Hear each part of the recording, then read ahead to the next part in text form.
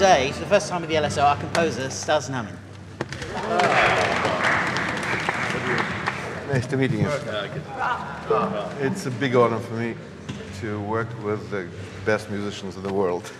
I wrote this piece trying to express my understanding of the philosophy of the fate of the life of human being. Dissonance of the whole thing is very important, not only melody and tune, but dissonance is the idea of strange phenomena that human beings don't have collective brain, only individual.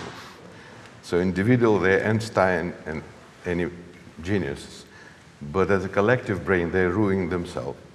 And they're killing themselves, and it's like apocalypse, which is at the end of the symphony. And dissonance is, which is inside everybody, which gives that strange final of the life. So it's a circle from my point of view. And life with love, with war, with everything, what we have in our life, comes to apocalypse, and after that, life comes again. And if you see at the end of the symphony, the last page is that life is appearing and goes to dissonance again, because it's a circle and it will be repeating again and again. And the name of the symphony, Centuria S, Quark, because Centuria is like prediction of Nostradamus. He called it Centuria. And S quark is a strange quark. Quark is the smallest material element found by human being. And so it's a prediction of the strange material world. So I'm sorry for such a... Thank you very much.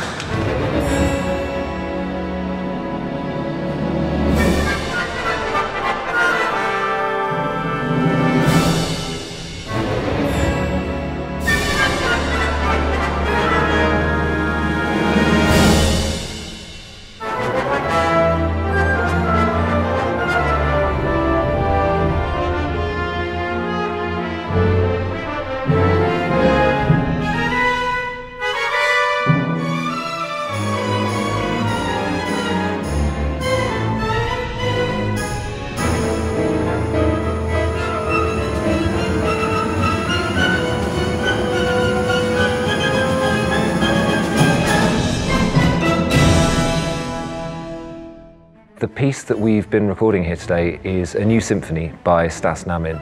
It is called Centuria S, Quark. We had several meetings with Stephen Hawking. And after that, I started my crazy interest to the other world. This piece has got lots of semitone dissonance, lots of people who are fighting against one another for supremacy, and it jars against the ear, and it's all intended to unsettle the listener. And Stas was saying that that's got a lot to do with him trying to explore the human condition. The dissonance is internal anguish within us as people that builds to this enormous apocalypse at the end. And it seems really effective that he's achieving that with the music really effectively. We're really enjoying it.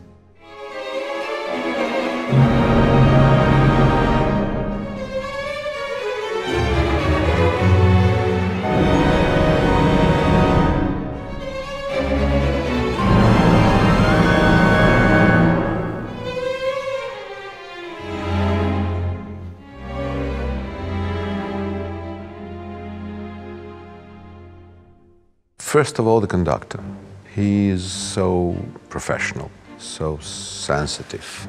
And he's very efficient, you know, we have all the notes in front of us. Sometimes there's a few mistakes here and there, but actually he's got good ears, he can pick up what's wrong, what's needed. And then in the box, there's a composer and the producer and the engineers, and everybody working together. It's sort of like lots of pairs of ears listening for when things go wrong, which is actually very infrequently. Everybody chips in and we get the job done.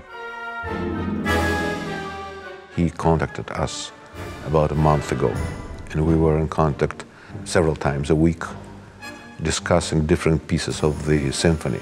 So he went into this very seriously and deeply. And now when we came here, I couldn't imagine that he's a young guy and handsome. But he's a great musician, like on top level.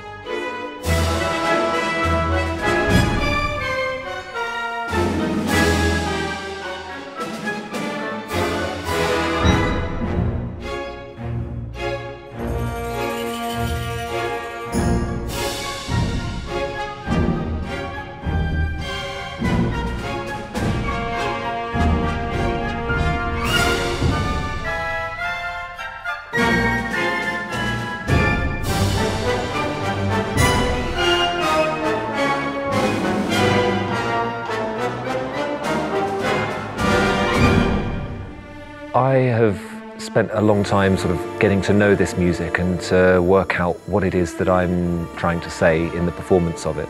As those ideas kind of crystallize, then Jonathan can say, okay, so this isn't working, this is how it lands on the microphones, we need to just change this and that a little bit. So between us, we kind of arrive at something that works for them and works for us and the players, and we take that forwards and polish that.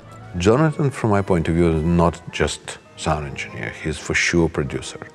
He's very serious musician. We're all musicians ourselves, so we grew up learning instruments and we read scores, and on these sort of sessions we do tend to help with the music side as well, sorting out notes, making sure takes are covered, offering ideas. We're there just to help realise exactly what they are here to achieve.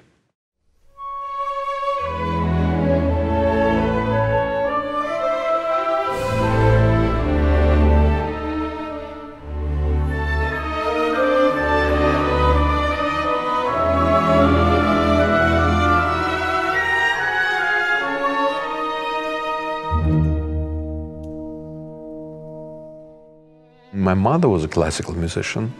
First rock and roll influence took me. But then, about maybe 15 years ago, I started again, and that was a suite, then several more pieces, and then decided to write a symphony.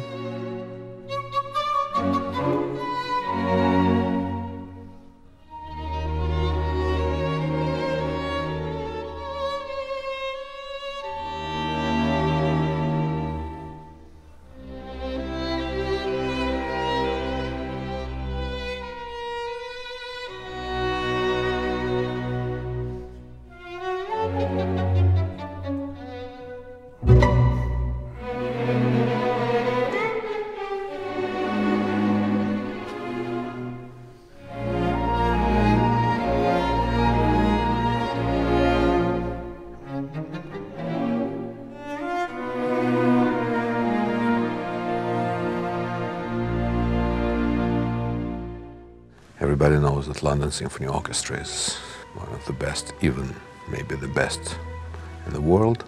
They actually, from the first take, doing great music.